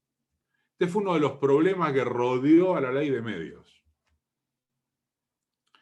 porque, y de esto hablamos tantas veces con Luis, decía, el problema es que cuando se sancionó la ley de medios, el kirchnerismo creyó que había llegado, y el tema era que recién se empezaba. Entonces el desgaste de la batalla contra Clarín como eje nos hizo perder de vista a muchos, y ojo que fue una enorme victoria cultural la ley de medios. Me importa 3 pitos que después Clarín haya ganado en los tribunales. Pero lo cierto es que ahí empezaba todo. Eso no era un punto de llegada. Eso era un punto de partida. Y acá es donde digo que, me permito decir que, en adelante, para generar la nueva comunicación, los nuevos actores, la promoción de los nuevos actores, y viejo necesita buenos periodistas, buenos locutores, buenos cronistas, maquilladores, parrillistas de luces, gente que sepa hacer la comunicación, porque si no, ¿de qué estamos hablando? Junto con el debate también apareció el tema, cómo se sustentan los medios. Esto que mencionaba Agustín, a propósito del manejo de la pauta y de qué acciones se pueden encarar en ese sentido. Digo esto porque el rescatar los medios en cuanto a la profesión del periodista, del comunicador profesional, una palabra que nos afanó la derecha, ser buenos, la figura profesional, un buen profesional, nos la afanó la derecha. Parece que consistiéramos en tener que ser amateurs de la profesión. No, la verdad es que no es así. Hoy se las recomiendo una nota muy interesante que escribió Hugo Muleiro, que es un compañero que labura para el colectivo Comuna, que es un colectivo de colegas de contrainformación, que los domingos hacen un muy buen laburo de retruque respecto de lo que publican los llamados medios hegemónicos. Y Hugo escribió una buena nota acerca del valor de la profesión en torno de un episodio del cual todos somos contestes, y que fue esta brutalidad de matar a Shakespeare en estas circunstancias. La nota es relativamente extensa, ya se me fue el tiempo, de hecho me estoy excediendo, pero deja planteadas algunas cuestiones muy en línea con esto de rescatar el valor de la profesión. Porque se usó a esta chica para alzar la nariz en torno de, y uno se pregunta, ¿es más grave no saber que murió Shakespeare que preguntar quién es el intendente Villalugano? Como hizo Viviana Canosa. Es más grave que Román Lechman escribiendo en Infobae que sin duda Vladimir Putin es el líder indiscutido del comunismo internacional. Es más grave que Diego Cabot escribiendo en La Nación que la inflación se debe en buena medida a los 300 millones de pesos que el Ministerio de Desarrollo Social distribuyó para la tarjeta alimentar. Es más grave que Joaquín Morales Solá escribiendo este domingo en La Nación que a Cristina le espera la guillotina. Hablando de fakes, de campañas, de desinformación. Por eso lo ligaba a esto que señalaba Fabián, a tomar el ejemplo de esto que señalaba Fabián. Estos ámbitos, la universidad, las carreras de comunicación, hablando de desafíos, los ámbitos sindicales, gremiales, como sea, tienen que poner la escena del profesionalismo en debate, de qué está pasando con las herramientas clave de esta profesión. Tiene que incluirse también esta faceta. Charla, debate académico, polémica y también mucho taller y mucha experimentación. Por eso lo que señalaba Fabián en el cierre me pareció formidable en cuanto a la experiencia de los compañeros uruguayos. Perdón por los 6 minutos de más, creo, 5 que me excedí. Muchas gracias. Muchas gracias, Eduardo, muy amable. Mira los aplausos ahí, que no son virtuales, se sienten. A continuación le vamos a dar la palabra a Luis Lázaro, que, bueno, es conocido por todos ustedes, pero además de periodista, especialista y magíster en educación, lenguajes y medios por la UNSAM, es también director general de Relaciones Institucionales del ENACOM, pero también es el docente de muchos y muchas de ustedes, ¿no? Es el profe que tenemos en la Universidad de Moreno, ahí vi que hay varios y varias estudiantes de la Universidad de Moreno, así que los saludamos, no lo habíamos hecho. Y además también, bueno, ya se saludaron, pero agradecerle a todos y todas las estudiantes de la Universidad de Avellaneda, porque estuvieron muy activos también en el chat y demás. Así que bueno, Lázaro, haga uso de su tiempo. Gracias, Milton. Muy feliz, la verdad, de compartir estos intercambios que nos enriquecen tanto, ¿no? Y como dice Eduardo, tanta falta nos hacen. En fin, yo creo que tenemos varias cuestiones. Voy a hacer un redondeo y después me gustaría que vi un montón de preguntas en el chat que pudiéramos aprovechar a los compañeros y las compañeras para trasladarles esas inquietudes. Quería simplemente, junto con el agradecimiento, hacer 2 o 3 consideraciones. La primera de ellas es que efectivamente esta es una cátedra abierta a los trabajadores. Para nosotros, la profesión y el trabajo del periodista tiene una dimensión que también debe ser vista desde el periodista como un trabajador de prensa. Y como un trabajador de prensa involucrado con todos los desafíos que supone el mundo laboral y que supone conocer, como mis exalumnos ya lo saben y lo sabrán los que están ahora, también cuáles son las herramientas, no solo gremiales, sino constitucionales, políticas, legislativas, que el derecho también les da para que puedan cumplir su función. Pero me interesa destacar esto, es una cátedra que no solo quiere dialogar con lo académico, interpelar el mundo empresarial y político, sino también abrir las puertas a los trabajadores de prensa y que los colegas que se están formando se puedan reconocer en esa identidad. Decir también en relación con un aporte de Agustín, que no hay que elegir entre trabajo digno y libertad de expresión. Yo diría que en realidad no hay libertad de expresión sin trabajo digno.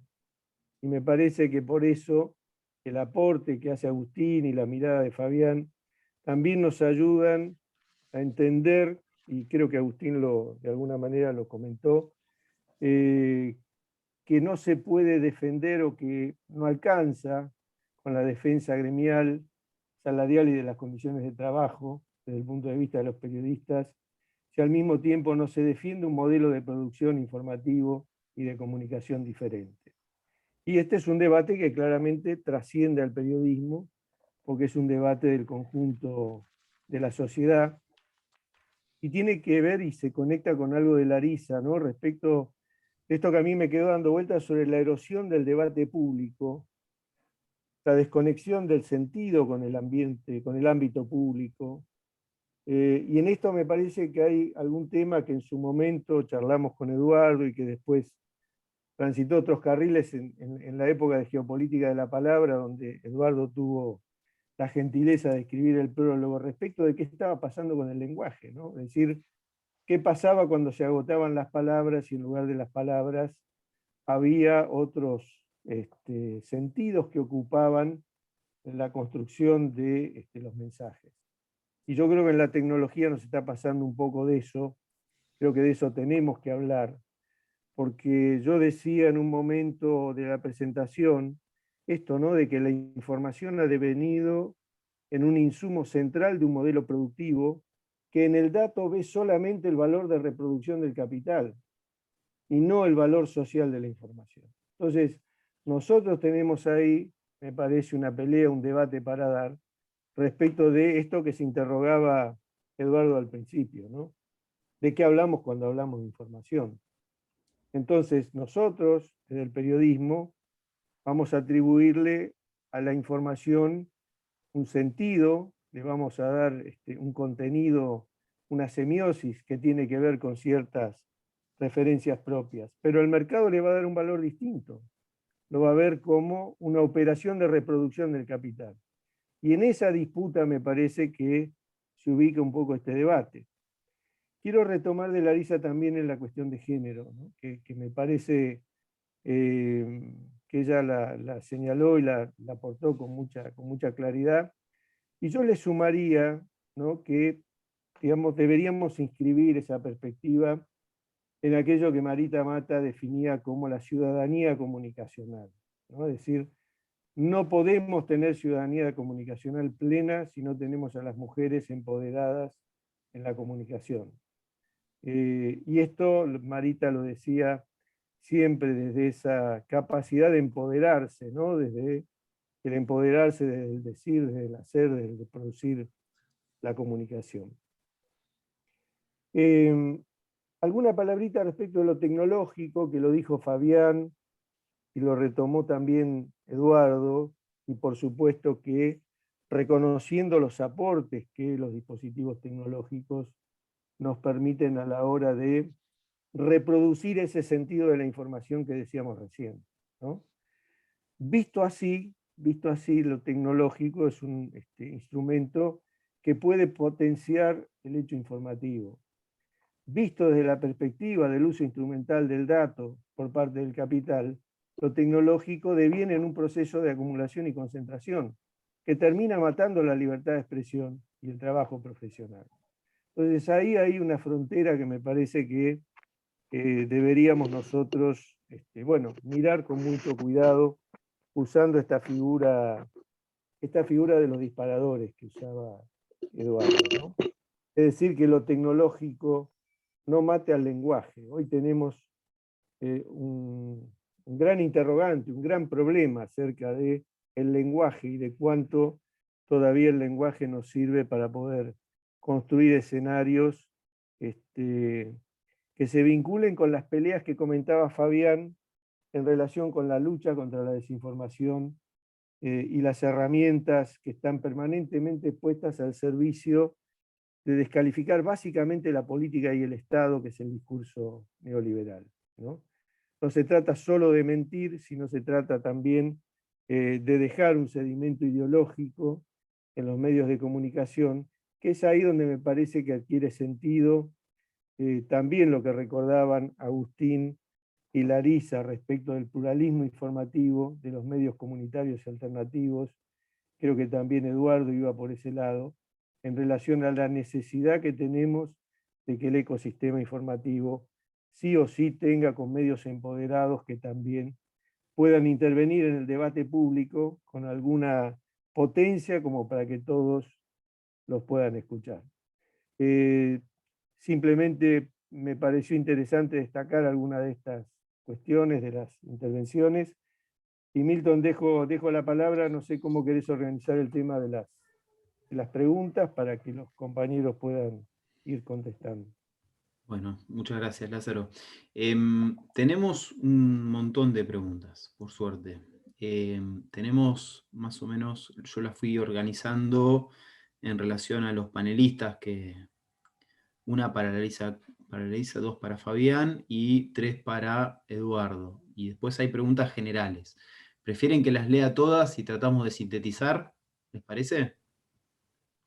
En el caso de Larisa, una pregunta que hace Paula Acunzo está vinculada a si podrías dar una opinión sobre cómo impactó la virtualidad sobre la existente brecha de género.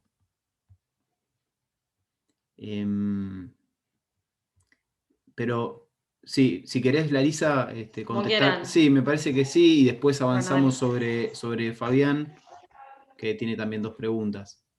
Está bien. A ver, yo creo que hay 2 cosas. Por un lado, más que la virtualidad, el aislamiento, la condición de aislamiento reforzó ciertas brechas. Digamos, por un lado, me voy un poquito del tema concreto del periodismo, digamos, pero sin lugar a dudas crecieron los casos de violencias en los propios hogares. digamos, de ahí determinadas políticas, incluso como comunicacionales, como el barbijo rojo, etcétera, no quiero andar demasiado, pero también, por supuesto, al recaer en las familias, o en los seres, digamos, en las casas, en los hogares, una gran cantidad de tareas, bueno, se vieron también, recayeron generalmente más sobre las mujeres conforme es desigual la distribución de los cuidados y del trabajo en los hogares. Digo, la tarea de los pibes recayó más sobre las mujeres, las tareas domésticas recayeron más sobre las mujeres. Hubo ahí una puesta en evidencia, de ahí la importancia, digamos, de que la sociedad entera se pregunte acerca de los cuidados, ¿no? Yo creo que tanto la pandemia como los feminismos nos abrieron la pregunta acerca de los cuidados. Cómo nos cuidamos, cómo cuidamos al otro y cómo esta sociedad cuida a aquellos quienes deben ser cuidados, como por ejemplo las personas enfermas, los adultos mayores, las niñas, etc. Pero bueno, creo que a la erosión del debate público también podemos responderle con una política del cuidado, nos gusta, o venimos pensando, ¿no? Del cuidado de lo común. Vuelvo a la virtualidad. Esto me parece que es una cuestión que pasó con la pandemia, digamos, es un consenso entre muchas. Me parece que después lo que nos falta desarrollar, y ahí hay una tarea pendiente, una deuda pendiente, es una perspectiva feminista o de géneros, digamos, los términos no implican lo mismo, para pensar y reflexionar acerca del acceso a las tecnologías, digamos, ¿no? Yo decía antes, bueno, las desigualdades quedó al descubierto el acceso a la conectividad, digamos, ¿no? Bueno, cuando la conectividad efectivamente llega a los hogares o llega digamos, a la casa de mi amiga salteña que, digamos, lejitos de Salta Capital, cuando llega a la Villa 20, digo, podemos pensar, bueno, ¿cómo llega a esos hogares o a los nuestros, digamos, ¿no? Y ahí me parece que es necesario desarrollar una perspectiva feminista para pensar y trabajar algunos problemas. Digo, pongo uno muy sencillo, digamos. Un teléfono de una mujer con acceso a internet permanente, no solo que tengo que cargar lo que tengo o no tengo, ¿no? Puede revisarlo el compañero, no puede revisarlo, ¿quién revisa ese teléfono? Digo, ¿no? Algo muy sencillo, pero que es un mundo de problemas que se abre para ser pensado, trabajado y generar instancias de formación también a propósito de las tecnologías atravesadas por una mirada también feminista. Nada, perdón, me detuve un poco sobre esto, me parece que sobre eso hay muy poco hecho y hay mucho por hacer. Gracias, Larisa. También hay dos preguntas para Fabián, las enuncio y Fabián tratás de hacer una síntesis. En el caso de Matías Martínez, lo que pregunta es ¿cuál es la situación actual de los medios comunitarios en Uruguay y cómo los afectó la pandemia / cuarentena? Y en el caso de Karina Flores, la pregunta tiene que ver con, frente a los cuestionamientos vinculados a la libertad de expresión por parte del actual gobierno uruguayo, ¿cuál es la situación del Uruguay respecto a la legislación internacional, por ejemplo, Pacto de San José de Costa Rica? Sí. Bueno, voy por lo primero. En Uruguay también tenemos una ley de medios, o una ley de servicios de comunicación audiovisual, como se llama. Una ley que también es muy discutida, tanto que el gobierno la quiere cambiar por otra ahora. De hecho, en estas horas se está discutiendo en el Parlamento una nueva ley que el gobierno actual quiere cambiar a la ley vigente que salió en el gobierno de Mujica y que demoró mucho tiempo en reglamentarse. De hecho, pasó de un gobierno a otro dentro del Frente Amplio para que la ley se reglamente. Ahí hay un apartado para los medios comunitarios. De hecho, se reservó un espectro para los medios comunitarios y se definió la manera en que se adjudica. Es a través de una comisión que integra el gobierno, pero que también integramos las organizaciones sociales, entre ellos el sindicato, una comisión que curiosamente y no curiosamente va a ser eliminada por esta nueva ley. Esta nueva ley que el gobierno quiere aprobar, básicamente lo que hace es quitar derechos y quitar participación social. No elimina los medios comunitarios, pero los empieza a perseguir, porque empieza a ver cuánto tiempo tienen de permiso, están empezando a haber inspecciones y demás, y ahí hay toda una estrategia, y además elimina esa comisión, que es asesora de la ley, y elimina la participación social. Por lo tanto, van a haber cambios importantes. La ley está trancada porque en la propia coalición de gobierno no se ponen de acuerdo con la ley, pero todo apunta a que de acá a un par de meses eso va a ser votado. Respecto a la libertad de expresión, está vigente el Pacto de San José de Costa Rica, está vigente absolutamente todo lo perteneciente al marco jurídico. Lo que tenemos es un nuevo escenario político de mayor confrontación y de mayor visibilidad de esa confrontación. O sea, hoy incluso legisladores del gobierno salen a polemizar en las redes sociales y a cuestionar el trabajo de los periodistas. Y a veces medios hegemónicos salen a cuestionar la labor de periodistas no hegemónicos, que tienen una mirada distinta, y ya de paso le pegan alguna que otra al sindicato, que obviamente muchas veces respalda miradas que no son las hegemónicas. Entonces, estamos en un escenario que jurídicamente es el mismo de siempre, pero que políticamente es otro, y por esa razón es que estamos proponiendo que el debate tenga otro nivel y que también, por ejemplo, pase a nivel parlamentario si logramos los votos y se genera esta Comisión de Libertad de Expresión. Muchas gracias, Fabián. Hay, en el caso para Aliberti, hay 3 preguntas, pero podríamos sintetizar 2 de ellas que tienen que ver con la pandemia. Pero la primera la hace Daniel Lebrón y está vinculada a qué acciones se pueden o se deberían tomar para que los periodistas que promueven el odio, la grieta, ¿no? y te llenan de mentiras, tengan algún tipo de freno, por no decir sanciones. Eso pregunta Daniel Lebrón. Y perdón, Eduardo, te hago también, porque por ahí querés sintetizar con las otras 2 preguntas. En el caso de las preguntas que tienen que ver con la pandemia, un poco las vinculaciones con las consecuencias post-pandemia para el periodismo, en el caso de Mauro Luciani, lo que pregunta es, ¿qué crees que va a pasar cuando pase la pandemia, ¿no? y se vaya reacomodando todo? Si el actual gobierno debería volver a aplicar la Ley de Servicios de Comunicación Audiovisual del 2009. Y por otro lado, en el caso de Matías Martínez, pregunta también, lo trata de maestro, y le dice cómo ve a los medios y a la tarea de los periodistas cuando pase la pandemia, confinamiento en nuestro país. Para empezar por las 2 últimas que creo que pueden unificarse, la verdad es que desde un primer momento, silvestremente vuelvo a usar la figura, no porque sea un estudioso de la cuestión y un ensayista, muchísimo menos del tema. Desde un primer momento no fui partícipe de que de la pandemia la humanidad saldrá mejor. O la profesión saldrá mejor.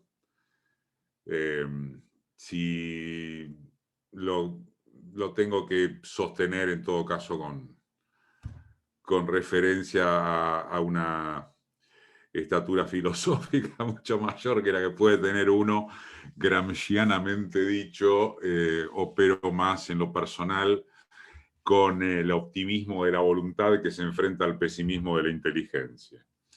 Así que francamente no creo que lo que tenga que ver con las condiciones de laburo, los aspectos profesionales que se han mencionado aquí vayan a cambiar de manera sustantiva. Sí me parece que el tema del teletrabajo, del home office, por aquí se ha mencionado, creo que lo hacía Fabián, en torno de algo que ya se veía venir con la tecnología, que puede ser la parte en que no corta el pan, sino que mata, el cuchillo ese.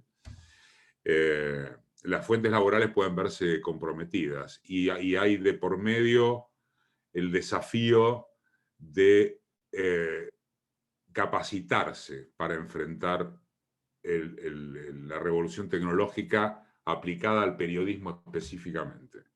Ese sí que creo que es un escenario que se viene, que es el que está, digo, yo no sé cuánto hay que debatir acerca de eso. Podemos debatir acerca de las condiciones del teletrabajo, de hecho fue un quilombo cierto debate que hubo a propósito de la ley que finalmente no se terminó sancionando, reglamentando, pero que va a haber que adaptarse del mismo modo que nos vamos a adaptar a dar clases híbridas o virtuales, directamente en forma permanente, eso está y hay que asumirlo y tenemos que tener respuestas respecto de eso. Con relación a la primera pregunta, dispara algo muy interesante, que es lo sancionatorio respecto de la violación al rigor profesional en su sentido más específico. Yo no sé cómo habrá sido la experiencia que citó, no sé cómo habrá sido técnicamente, digo, implementativamente, la experiencia que citó Fabián acerca del pacto ético que se firmó en Uruguay.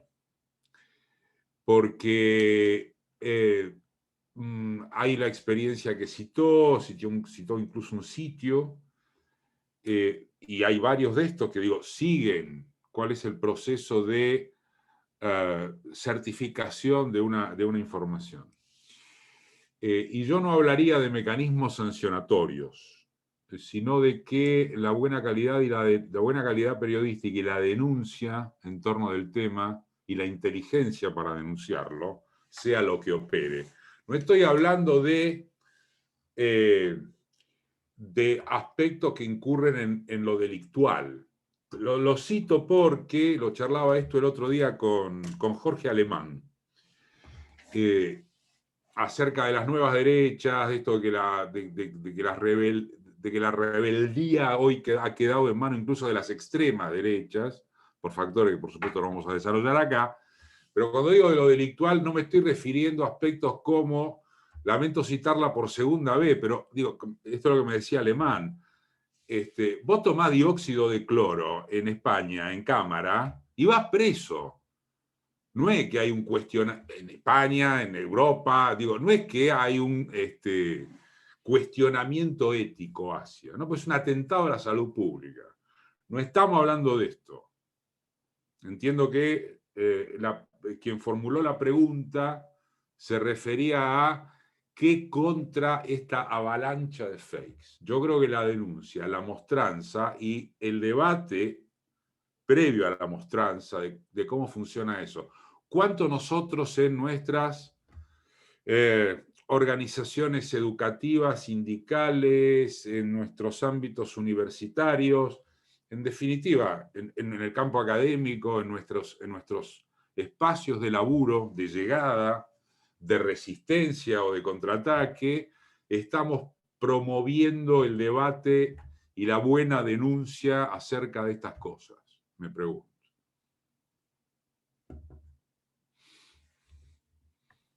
Muchas gracias, Eduardo. Hay tres preguntas que son generales. ¿Sí? Puede recoger el guante quien guste. Las leo. Particularmente Elvio Gurjone pregunta si coinciden en lo que refiere a los problemas, está diciendo que coinciden, ¿no?, los panelistas, las panelistas en lo que se refiere a los problemas y diagnósticos vinculados a la comunicación, pero lo que pregunta es cuáles piensas que son las políticas para todos, para todas, para tratar de cambiar la situación, ¿no? Dice, por ahí un foro democrático, multicomunicación, puede estar o puede servir más allá de lo que pueda hacer o no el gobierno. Eso pregunta Elvio de la UNDAD. También Gabriel pregunta qué estrategias, Gabriel Sass, qué estrategias o acciones responsables por parte de los periodistas creen que se debería adoptar para garantizar la libertad de expresión en un contexto de desinformación y fake news deliberada. Algo de eso acaba de denunciar Eduardo, pero tal vez alguien más quiere pronunciarse sobre eso, ¿no? Y la pregunta de Gabriel también pregunta es si alcanza el marco jurídico estipulado por la Comisión Interamericana de Derechos Humanos para abordar y minimizar el daño que produce la desinformación, ¿no? Y también Lucas Silva pregunta, en base a lo que dijo Lázaro sobre el trabajo digno para una libertad de expresión, ¿cómo ven en este momento de inserción laboral periodística en medios, ¿no? Lo que estamos acá por muchos momentos nos vemos ofuscados porque hemos trabajado en radio partidarias o comunitarias, pero divisamos puestos de trabajo en medios que nos llaman por estabilidad económica y aspiraciones, pero son tomados lamentablemente por gente sin estudios. Bueno, traté de sintetizar ahí varias de las dudas, consultas. No sé quién quiere. Quería si me permiten, me quedó colgada una pregunta a propósito de si yo veo posibilidades de reinsertar la ley de medios o el debate en torno de la cuestión. Yo creo que siempre puede ser momento, alguien me podrá decir, bueno, la correlación de fuerzas en este momento no da como para hablar de la cuestión, pero al margen de cuál fue el momento político, la elección del momento político, me parece que la ley conserva su vigencia en cuanto a un espíritu que tiene que ver con enfrentar la concentración mediática, que fue el primer eje que citó Larisa de los 5 que mencionó. Y yo creo que claramente eso, que fue lo desguazado en las primeras horas del gobierno de Macri, claramente debería retomarse. Pero en otros aspectos que también merecerían debate, la ley quedó avejentada a propósito de qué manera la tecnología fue sumando aspectos que la ley no abordaba. Por cierto que hay alguno que la ley no abordó porque fue la decisión de no abordarlo, ¿no? Más allá de los inventos de Clarín, ¿se acuerdan de va a desaparecer TN? Bueno, o van a desaparecer, va a desaparecer Clarín, una ley que jamás planteaba intervenir en los medios gráficos y que también jamás planteaba intervenir Internet. Jamás planteó intervenir en los contenidos, que fue uno de los problemas que hubo en Ecuador, a propósito de por qué no pudo salir la ley. Entonces me parece que una cosa es el momento político, otra cosa es qué cabe rescatar de la ley, otra cosa es, seguramente Luis está mucho más capacitado que uno para hablar de esto, porque fue uno de los autores intelectuales de la ley, Lázaro, y otros aspectos que habría que revisar desde el punto de vista de su actualización. Nada más, perdón.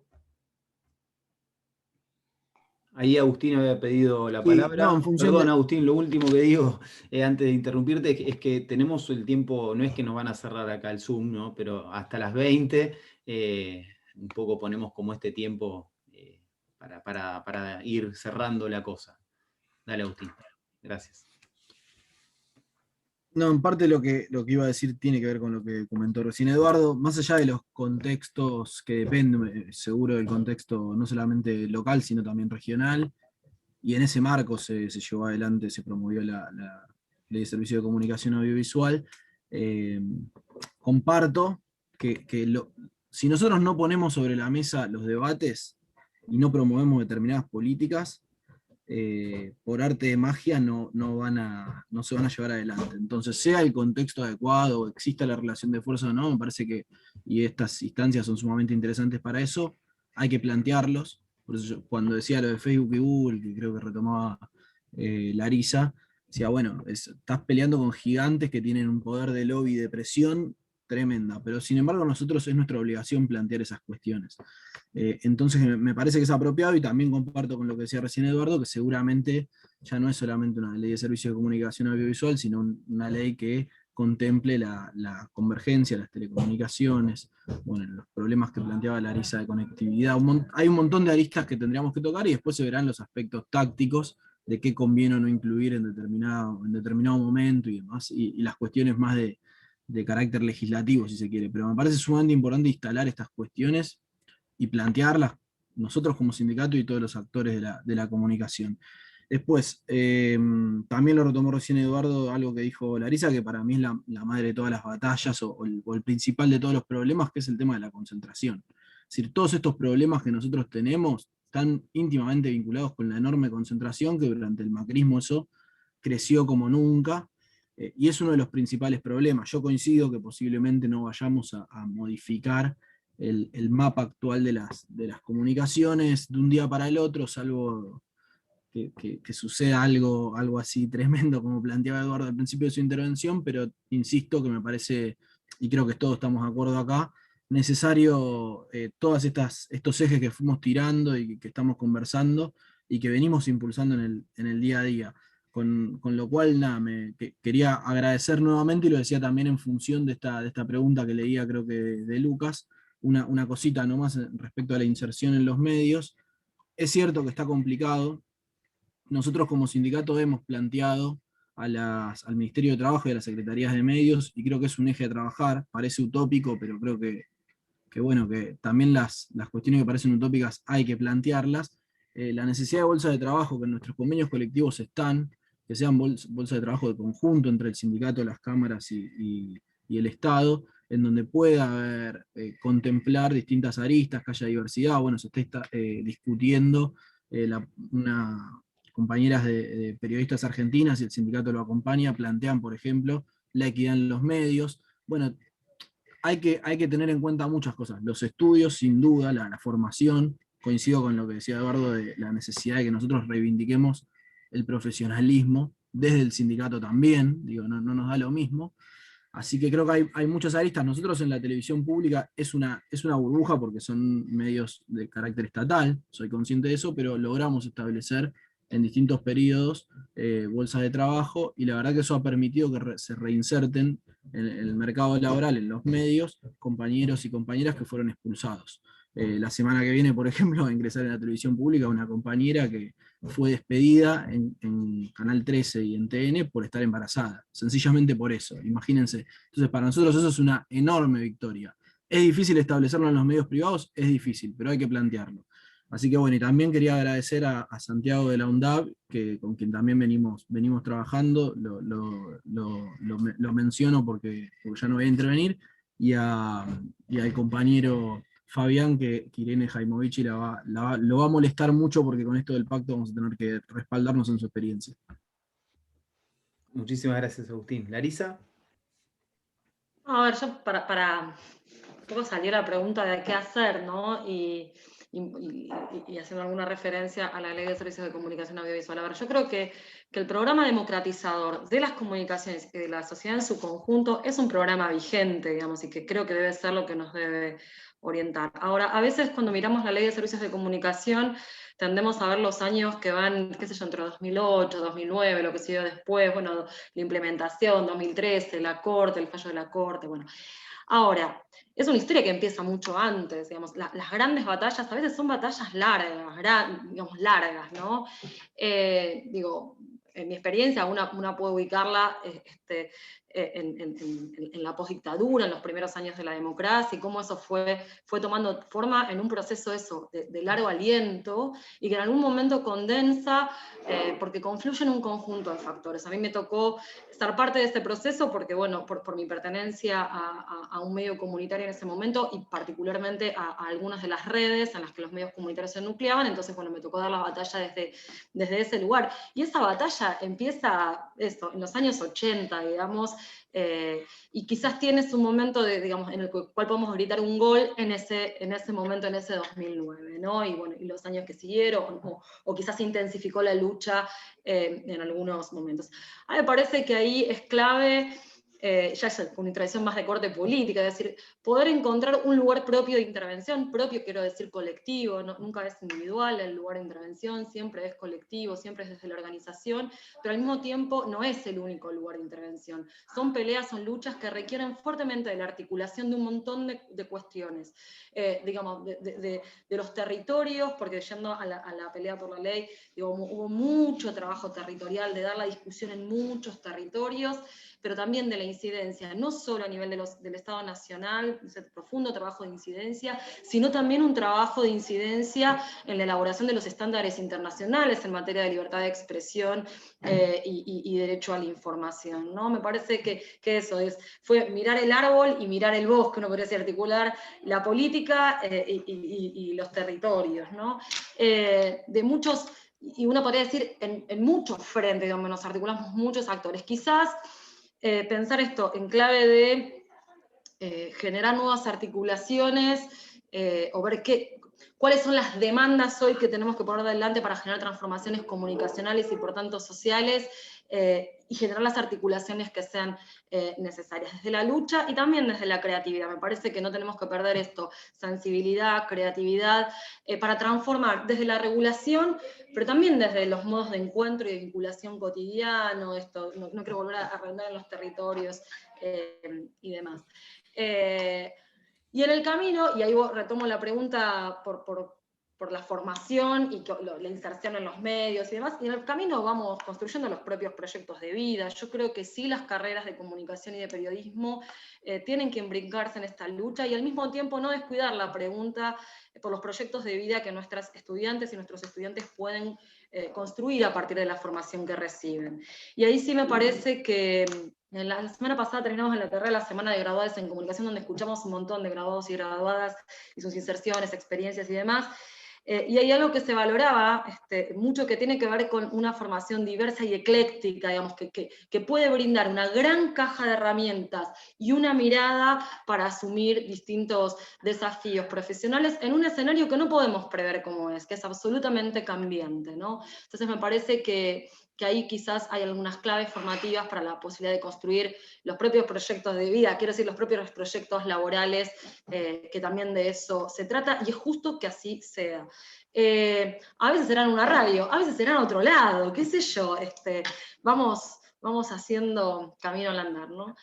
Bueno, esos aportes quería realizar, y bueno, nuevamente el agradecimiento a Luis, a Milton, a los compañeros de la cátedra y a todos ustedes por la paciencia en la escucha, ¿no? Bueno, muchísimas gracias, Larisa.